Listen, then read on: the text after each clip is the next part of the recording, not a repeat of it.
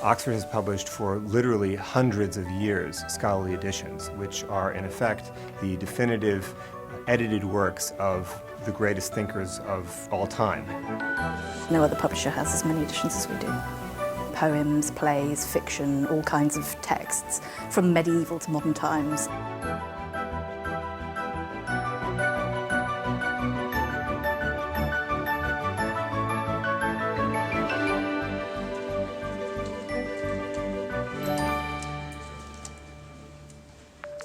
Oxford Scholarly Editions Online is, to me, one of the most shining examples of the way in which technology can reanimate scholarly work.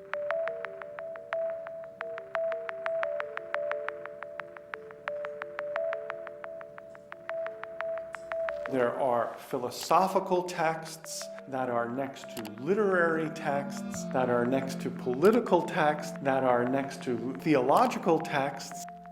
One gets the textual apparatus, all the textual variants, all the notes, all the commentary, all the introductions. Those textual notes are the evidence for the editor's choice of how they establish the text.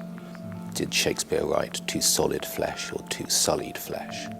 Then there are also the interpretive notes, which help researchers and students to unpack the full meaning of the text.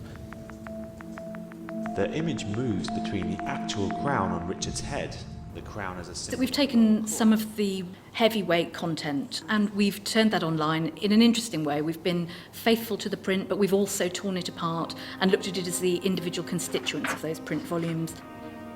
1,000 flatterers sit within thy crown, whose compass is no bigger than thy head, and yet encaged in so small a verge, the waste is no whit lesser than thy land.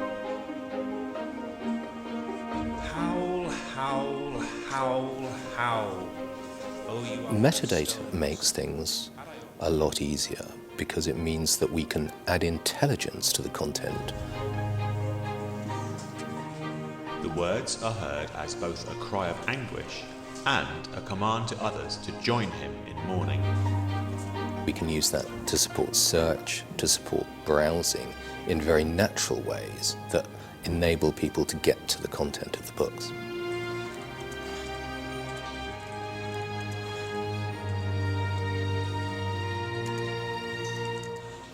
Oxford Scholarly Editions Online has that balance between the simple, straightforward access to texts that will be useful for students, along with the far more in-depth and kind of advanced search options that the more serious researcher would need.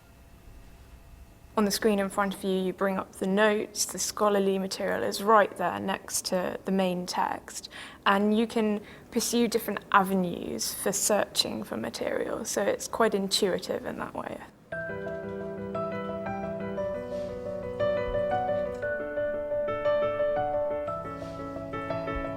Libraries in Africa and in Asia and throughout the whole world will now have resources that they never could have hoped to attain to in the past.